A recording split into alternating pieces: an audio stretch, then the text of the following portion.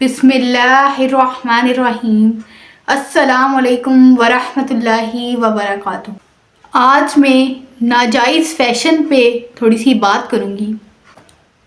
گناہ کبیرہ میں سے ایک بہت بڑا گناہ یہ بھی ہے کہ اللہ کی بنائی ہوئی فطرت، اللہ کی بنائی ہوئی تخلیق کو تبدیل کر دینا۔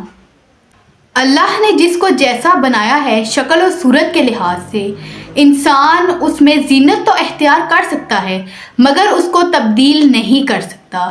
یہ قطعاً جائز نہیں ہے، یہ بھی ایک بہت بڑا گناہ ہے، گناہ کبیرہ ہے۔ آج کل مردوں اور عورتوں دونوں میں یہ مرض شامل ہے کہ ان کو اللہ کی بنائی ہوئی تخلیق، اللہ کی بنائی ہوئی شکل و صورت پسند نہیں آتی اور وہ اس کو تبدیل کرتے ہیں۔ جس طرح وہ چاہتے ہیں وہ اس طرح اپنی شکل و صورت کو تبدیل کر لیتے ہیں، جو کہ بہت بڑا گناہ ہے۔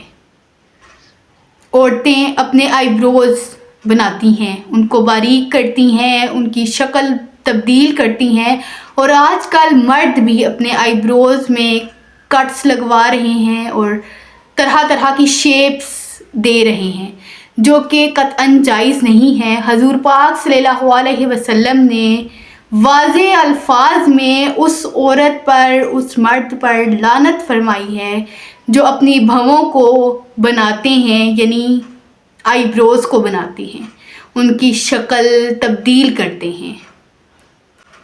اور ایک اور بات جو آج کل مردوں اور عورتوں دونوں میں بہت زیادہ پائی جاتی ہے، یعنی کامن ہے بہت زیادہ، کہ وہ ناخن بڑھا لیتے ہیں۔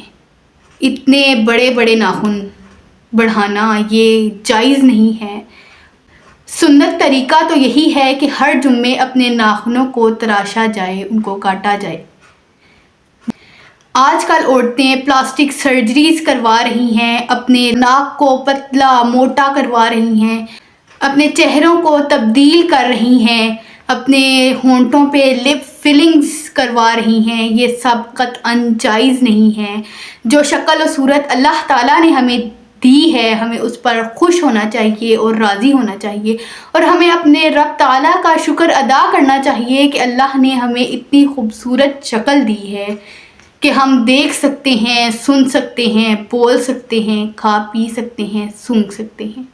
قرآن مجید میں اللہ تعالیٰ نے حضرت آدم علیہ السلام کا واقعہ بیان کیا کہ شیطان نے آدم علیہ السلام کو جب ورگلایا اور شیطان نے قسم اٹھائی کہ میں آدم علیہ السلام کو گمراہ کر دوں گا، اور شیطان کے الفاظ یہ تھے کہ اے اللہ، میں اس مخلوق کو اس حد تک گمراہ کر دوں گا کہ یہ تیری بنائی ہوئی تخلیق کو تبدیل کر دیں گے جیسا کہ تو نے بنایا۔ یہ لوگ کہیں گے کہ نہیں، ہمیں یہ تخلیق پسند نہیں ہے، تو چہرے کو تبدیل کر دینا بھی اسی میں داخل ہے۔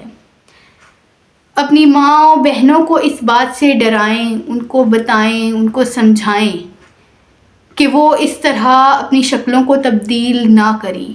یہ کبیرہ گناہ میں شامل ہے۔